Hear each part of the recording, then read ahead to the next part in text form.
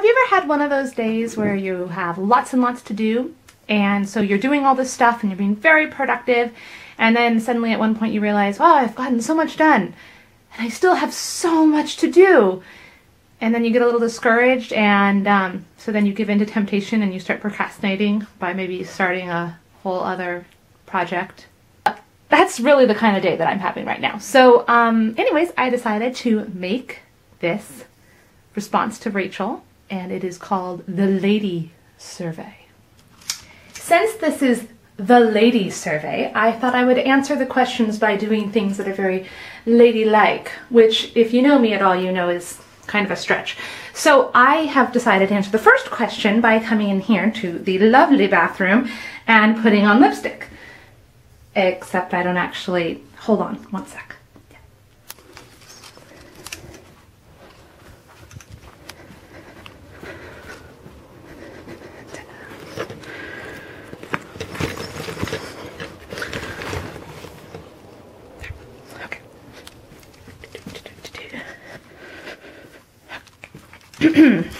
Like I was saying, yes, I'm going to answer this question by being very much a lady, maybe, and put on my lipstick. So the first question was, who are some of your favorite female YouTubers?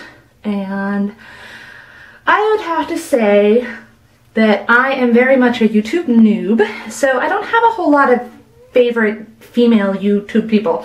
Of course I love Felicia Day, and of course I love Unseldom Drastic, who is Rachel, who is awesome, who tagged me in this.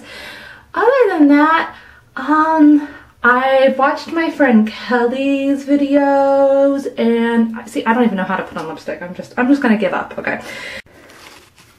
Okay, so the second question, oh, and by the way, this lady thing is I'm in the kitchen, okay?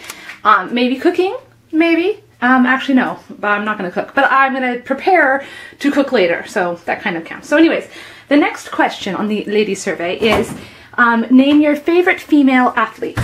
And I have to say, chicken.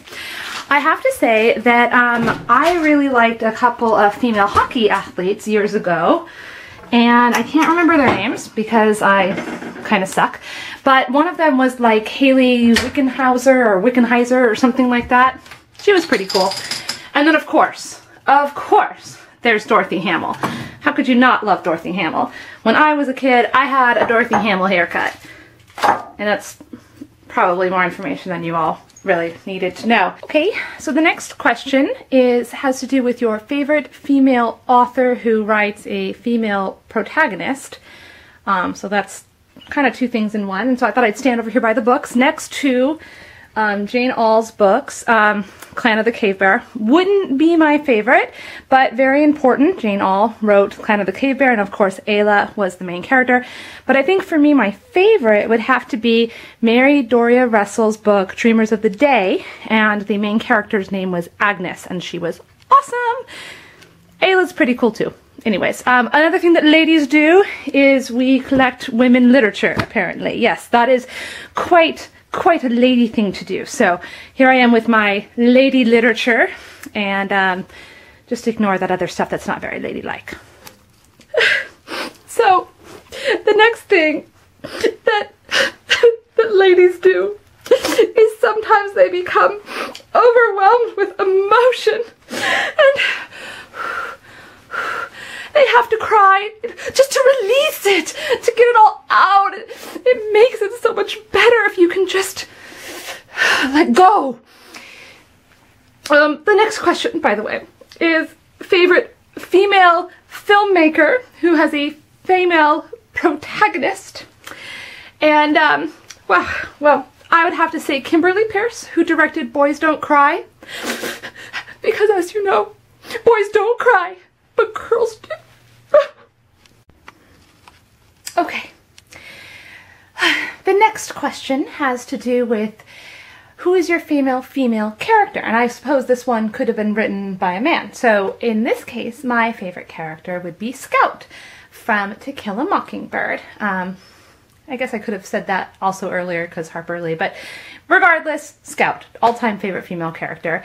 And something that Scout didn't do very often, but is definitely a ladylike thing to do, is to sit like a lady. So I am, in fact, sitting. I have no idea if this is going to turn out, and if not, oh well.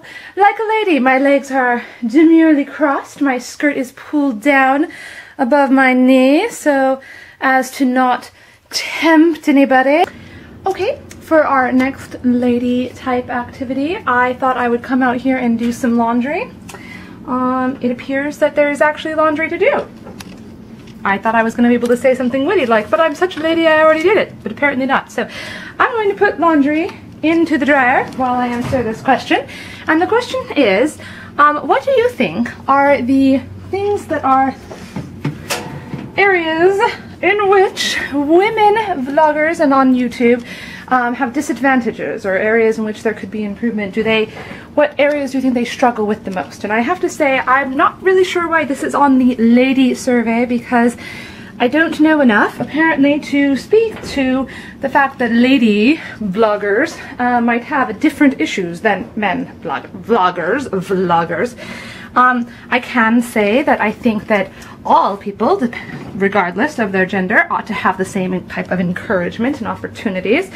If that's not the case, again, I just don't know, then by all means, that's a pretty big deal and it ought to be fixed. This is a lot more difficult to do with one hand, so I think we're going to leave that question and move on to the next one. I totally forgot to go look at the next question.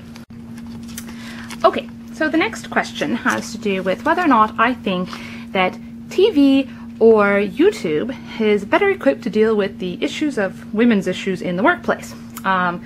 I'm going to do something that had been for several years considered women's work, which is to crochet. Actually, I'm not going to, because this is the wrong needle. You can tell that I'm a real crocheter because I know such things as that this needle crochet hook is not quite the right size, and you can also see that I'm not quite that great because, well, this was going to be something, it was going to be a bag, and it now kind of looks a bit like a mess. But to answer the question, I would have to say, I don't know. Does YouTube videos, do they talk about women's issues in the workplace? Apparently I've been watching the wrong YouTube videos, because I certainly don't watch those. But if they do, then, you know, jolly good for them. I do think that TV is an interesting medium because it is a reflection of society, which can be both a good or a bad, because the reflection can be distorted.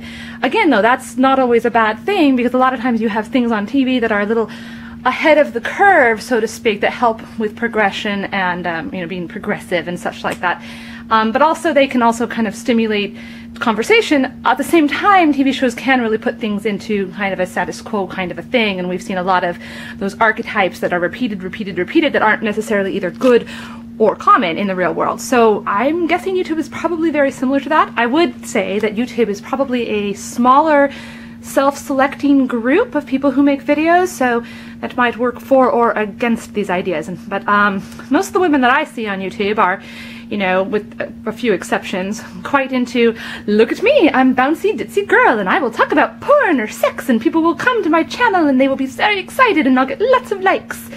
And yeah, so in that case maybe it's not such a good thing, but we'll see. And there's nothing really wrong, I would have to say, with women talking about porn or sex in YouTube videos. No, in fact, make video about porn. Okay, we are finally getting towards the end of this survey. I'm exhausted, I don't know about you. And this question has to do with what I pledge to do to help women creators and the YouTube and the internet and everybody be better and happier and blah blah blah. Okay, but before I answer that question, I have to say one of our last lady things is to listen to lady music. So over here we have our Katie Oslin, our Britney Spears, our Joni Mitchell, sorry. Ha, la la la. Always think of Toni Morrison when I think of Joni Mitchell for some reason. I don't know why. I was in college. It's confusing. And let's just see what happens to be in the CD player. Something that I probably listened to while I was working out, back when I used to do that. Sun's up. Ah, look! It was a lady song, probably full of empowerment. So I guess that kind of comes back to what I'm going to do to continue to make the internet and the interwebs better for women as well as other people, is I'm going to keep creating and keep being here and keep blogging and talking and hopefully watching maybe some slightly more educational YouTube videos. Okay, so we're almost done, but I thought I would do the last question standing here. Proudly large, swollen with child, something that ladies get to do. Have the babies next to the crib. It seemed like an appropriate place. This last question is to tell a secret or share a story that involves a woman, and I think I've probably talked a little bit too much in this video. It's probably getting a little too long, so I will simply say that for both women, men, ladies, gentlemen, whatever you want to say, here's a very important, very profound piece of wisdom coming to you right now. There are always mitigating circumstances when it comes to absolutes.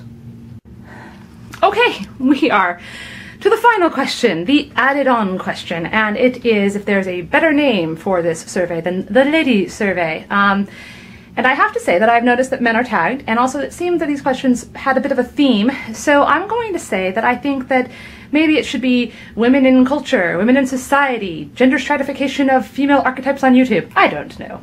I actually rather enjoyed calling it the lady survey. Apparently I cannot say lady without sounding like, I don't even know, some kind of snooty archetypal, allegorical, maybe example of somebody who I'm not. Ooh, big words. Anyways, no, I don't know. The lady survey was fine with me because it was fun and I got to play with it. So, you're supposed to tag people at the end of these things. Everybody I know has either already made this or already been tagged, except for Kelly. So, Kelly, I'm tagging you. Come be part of the lady survey with me. And I'll talk to you all later.